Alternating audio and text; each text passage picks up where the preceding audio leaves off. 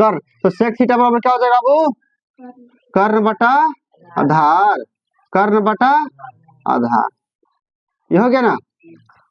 इससे हमको क्या प्राप्त होता है कि कर्ण का वैल्यू हो गया 13 और यहाँ आधार का वैल्यू हो गया। ठीक है, तो बच जा रहा है क्या हम लोग के लंब ना। समकोण त्रिभुज में 3 भुजा बताएं, लंब, कर्ण और आधार, जिसमें बोले कि 2 भुजा दिया रहेगा, तीसरा का ज्ञात करना होगा पाइथागोरस प्रमेय से। ठीक है, तो तीसरा का इसमें लंब ज्ञात करना है ना, तो क्या करेंगे हम लोग, पाइथागोरस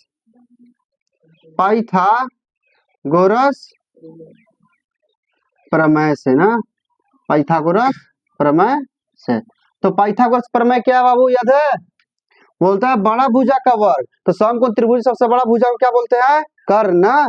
तो कर्ण का क्या करेंगे हम, वर्ग, कर्ण का वर्ग, और अन्य दोनों भुजा लंब और आधार का वर्ग का योग के बराबर होता है ना। कर्ण का वर्ग और अन्य दोनों भुजा के वर्ग, यानी कि लंब का वर्ग प्लस आधार का वर्ग, ठीक है, बराबर होता है। पाइथागोरस प्रमेय क्या होता है, कर्ण का वर्ग और अन्य दोनों भुजा के वर्ग के योग के बराबर होता है ना। तो कर्ण का वैल्यू कितना है, 13 भाई, यहाँ पुट करो 13 का स्क्वायर, और लंब का कितना है, लंब का हम लोग के ज्ञात करना है ना। आधार कितना है बाबू, 12, तो बैठा दो 12 का स्क्वायर। ठीक है, 13 का स्क्वायर कितना होता है, 169, और ये हो जाएगा लंब का स्क्वायर।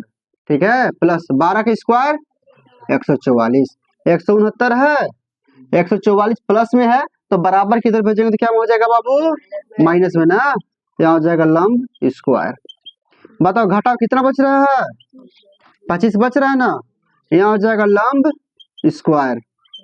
ठीक, अब हम लोग के लंब का वैल्यू चाहिए ना, तो इस पर स्क्वायर है, क्या है स्क्वायर, तो स्क्वायर हटाएगा तब नहीं लंब केवल बचेगा। तो स्क्वायर को ऐसा करो कि बराबर की तरफ भेजो, तो बराबर की तरफ भेजेगा तो क्या हो जाएगा, 25 रूट हो जाएगा ना, ये स्क्वायर आने का रूट बन जाएगा। ठीक है, यहाँ हो जाएगा लंब। ठीक है, अब 25 का वर्गमूल 5, लंब बराबर कितना हो गया 5, ये किसका माना गया, लंब का। लंब, कर्ण, आधार तीनों का वैल्यू हम लोग के मालूम हो गया। ठीक है, तो क्या बोलता, अन्य सभी त्रिकोणमितीय अनुपात ज्ञात करें ना। चलो पहला ज्ञात करते हैं साइन थीटा, क्या चीज, साइन थीटा। ठीक है, तो बताओ साइन थीटा पर फॉर्मूला क्या होता है, लंब बटा कर्ण, लंब और बटा में कर्ण। ठीक है, ठीक, लंब का वैल्यू कितना है बाबू, 5, या 5 बैठा दो, और कर्ण का वैल्यू कितना है 13, हो गया। चलो दूसरा देखो, साइन थीटा हो गया।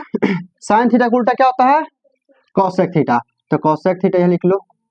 ठीक है, साइन थीटा का उल्टा कोसेक थीटा, तो फॉर्मूला भी क्या हो जाएगा उल्टा ना, कर्ण बटा लंब, कर्ण बटा लंब। ठीक है, समझिए ना, तो 13 ऊपर हो जाएगा और 5 नीचे, 2 ज्ञात हो गया।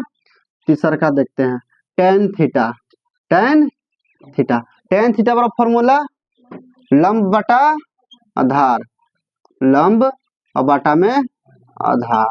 ठीक है, चलो लंब का वैल्यू बताओ तो 5, और आधार का वैल्यू 12। चलो टेन थीटा का उल्टा क्या होता है, कॉट थीटा। चलो कॉट थीटा का फॉर्मूला क्या हो जाएगा, आधार बटा आधार और बटा में क्या हो जाएगा बाबू, लंब, आधार बटा लंब ना।